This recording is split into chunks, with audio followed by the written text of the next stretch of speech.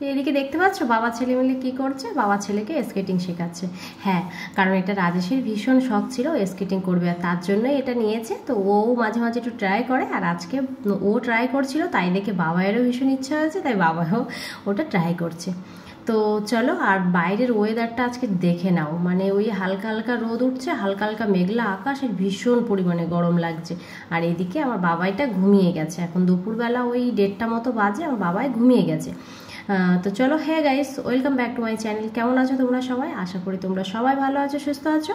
আমরাও কিন্তু ভালো আছি আর সুস্থ আছি। আর আমি ফাল্গুনি চলে এসেছি আবার একটা নতুন ভিডিওর সাথে, নতুন কিছু টিপস নিয়ে, যেটা তোমাদের সংসারের কাজে অনেকটাই কাজে আসে, তবু সেটা বিনা খরচে।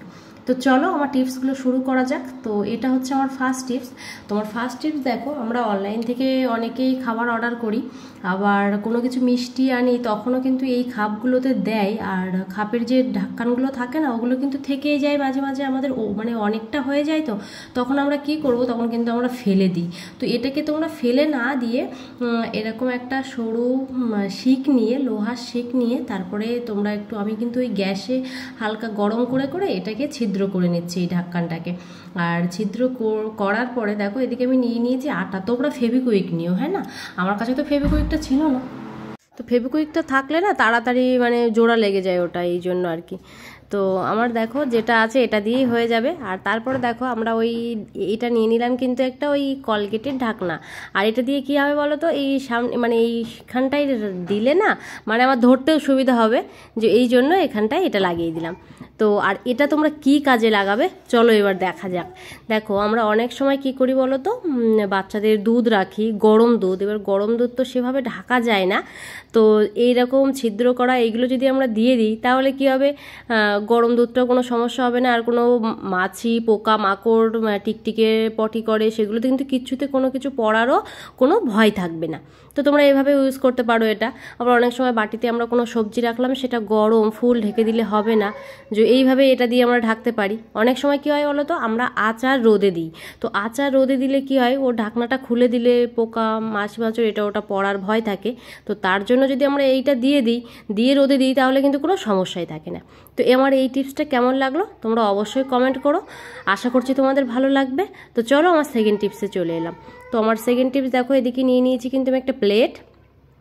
আর প্লেটের ভিতরে বাড়িতে যে সাবান থাকে, তোমরা যে সাবান ইউজ করো না কেন, সেটা বাসন মাজার সাবান হোক আর গায়ে মাখা সাবান যেটাই থাকে, সেই সাবানটা তোমরা ইউজ করতে পারো। তো আমি এদিকে নিয়ে নিয়েছি একটা সাবান, এই যে বাসন মাজা সাবান। আর এই সাবানটা দিয়ে দেখো আমি কিছুটা সাবান গ্রেটারের সাহায্যে গ্রেট করে নিচ্ছি। এবার তোমরা ভাবছো এইভাবে গ্রেট করে নিয়ে আমি কী করব সেটা দেখার জন্য, জানার জন্য কিন্তু তোমাদেরকে ফুল ভিডিওটা ওয়াচ করতে হবে, স্কিপ না করে। তো দেখো এদিকে আমি গ্রেট করে নিয়েছি, আর নিয়ে প্লেট থেকে এটা আমি একটা বাটিতে নিয়ে নিলাম।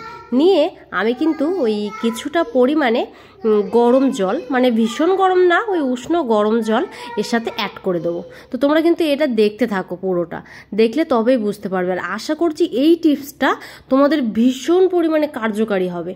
আর যারা বাইরে যাতায়াত করো তাদের জন্য তো আরও বেশি করে এটা কার্যকারী হবে, যে তার জন্য তোমরা দেখো, আশা করছি তোমাদের এই ভিডিওটা ভীষণই ভালো লাগবে। আর তারপরে দেখো আর কিন্তু কিচ্ছু দিতে হবে না, দেখো ঘরোয়া জিনিস দিয়ে হালকা একটু গরম জল অ্যাড করে দিয়ে এইভাবে কিন্তু চামচির সাহায্যে এই পেস্টটাকে ভালো করে করতে হবে, যতক্ষণ না ফেনা ওঠে। আর এটা করতে করতে না ভীষণ পরিমাণে একটা ফেনা ফেনা ভাব হয়ে যাবে, ততক্ষণ কিন্তু তোমরা এইভাবে করতে থাকবে, তবেই কিন্তু জিনিসটা কাজে আসবে। তো আমার মনে হচ্ছে একটুখানি টাইট হয়ে গেছে, হালকা একটুখানি জল দিলে হয়তো ঢিলা ঢিলা হলে না বেশ ভালোই হয় আর কি।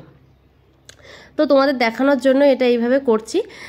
তো দেখো এদিকে আমার এটা কি সুন্দর ফেনা ফেনা মতো হয়ে গেছে। আর এইবার নিয়ে নেব কিন্তু আমি সাদা যে কাগজগুলো থাকে না, সেই কাগজগুলো নিয়ে নেব।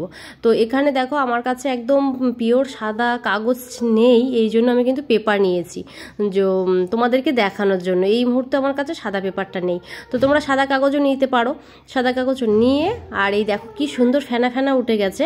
আর ঠিক এইভাবেই আমি কিন্তু ধীরে ধীরে ধীরে এইভাবে লাগাতে থাকবো। তো আমার মনে হচ্ছে একটুখানি যেন টাইট মতো হয়ে গেছে, আর একটু ঢিলা হলে হয়তো বেটার হতো। তো এদিকে আর ভীষণ পরিমাণে গরম লাগছে, তোমাদের সাথে কি বলবো, কথাই বলতে পারছি না। এতদিন তো মানে গরমকাল চলে গেছে, তখন হয়তো এতটা গরম লাগেনি, কিন্তু এই বর্ষাকালের সময় হালকা একটুখানি বৃষ্টি হচ্ছে কি না হচ্ছে, দেন এত পরিমাণে একটা গুমটো গরম লাগছে, মানে গা হাত পা ঘেমে তো একাকার হয়ে যাচ্ছে আর কি। তো চলো দেখো, এদিকে তোমাদের সাথে কথা বলতে বলতে আমার কিন্তু এটা লাগানো কমপ্লিট হয়ে গেল। হ্যাঁ বাবা। আর এদিকে দেখো আমার লাগানো হয়ে গেল। আর এটা তোমরা কি করবে বলো তো, তোমরা কিন্তু রোদে দেবে। রোদে দিলে কি হবে, তোমাদের এটা 10 মিনিটের মধ্যে শুকিয়ে যাবে। আর তোমরা যদি ফ্যানে দাও তাহলে তোমাদের আধা ঘন্টা টাইম লাগবে। তো আমার সেভাবে রোদ আজকে নেই, ওয়েদারটা একটু খারাপ যে রোদে দিয়েছি, কিন্তু তোমাদের সাথে শেয়ার করব। এদিকে বাবাই ঘুমাচ্ছে, তোমরা দেখলে তো বাবাই উঠে যাবে, এই জন্য আমি রোদে ওই 10 মিনিট মতো রেখেছিলাম, বাট রোদের তো কোনো জোরই নেই। আর ওই জন্যই কিন্তু এটা দেখো আমার সেভাবে শুকায়নি, এখন নরম রয়েছে ভিজে ভিজে মতো। যদি এটা শুকিয়ে যেত তাহলে তোমরা ব্যাপারটা আরও ভালো বুঝতে পারতে। বাট চলো তবুও তোমাদের এইভাবে দেখিয়ে দিই, তোমরা এটা ট্রাই করো আর ভীষণ কাজে আসবে। তো দেখো তারপরে এইভাবে আমরা পিস পিস করে কেটে নেব, যেটা আমাদের ছোট যে ব্যাগগুলো থাকে কোনো জায়গায় ঘুরতে গেলাম সেটাতেও কিন্তু আমরা ক্যারি করতে পারবো। তো দেখো এইভাবে ছোট ছোট করে আমি কেটে নিয়েছি।